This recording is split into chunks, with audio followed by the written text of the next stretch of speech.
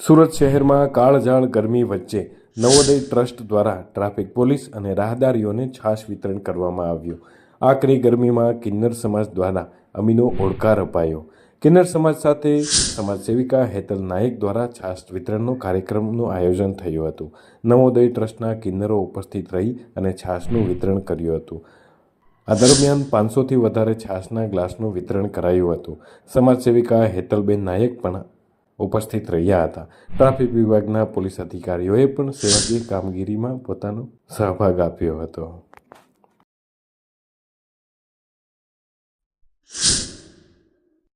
હું હેતલ નાયક ઘણા બધા ટ્રસ્ટોની સાથે જોડાયેલી છું। તો આજે અમે કિન્નર સમાજના નવોદય ટ્રસ્ટની સાથે છાશ વિતરણનો કાર્યક્રમ રિજિયન 3 ના એસીપી સર ટંડેલ સરના સહયોગથી આયોજન કર્યું છે, જેમાં અમારી સાથે હિજડા સમાજમાંથી ઘણા જોડાયા છે। નવોદય ટ્રસ્ટના આદિલભાઈ પણ છે અને નૂરી કુંવરની નાદુરસ્ત તબિયતને કારણે એઓ અમારી સાથે આજે જોડાઈ નથી શક્યા। શું કહેશો, આકરી ગરમીમાં એક અમીનો ઓડકાર આપવાનો નવોદયનો પ્રયાસ લોકોને શું કહેશો? લોકોને માટે એટલું જ છે અને નૂરી કુંવર હંમેશા જે રીતે લોકો માટે વિચારે છે, લોકોનો એવું વિચાર છે કે આ કિન્નરો અમને હંમેશા તકલીફ જ આપે છે, પણ અમે ગયા વર્ષે પણ આ જ રીતે લોકોને ઠંડક આપવાનો પ્રયત્ન કર્યો હતો। એ જ રીતે આજે પણ અમે એ જ કાર્યક્રમ કર્યો છે કે આટલી સખત ગરમીની અંદર અમે લોકોને લૂ ના લાગે અને ટ્રાફિક બ્રિગેડ્સો કે જેઓ પોતાના સ્વાસ્થ્યનો વિચાર પણ નથી કરતા અને આપણી સલામતી માટે એ લોકો રોડ ઉપર પોતાની જે કાર્યવાહી કરે છે, એમની ફરજ નિભાવે છે, તો એમાં આ ગરમીમાં એમને ટાળક આપવાનો એક નાનકડો પ્રયત્ન કર્યો છે।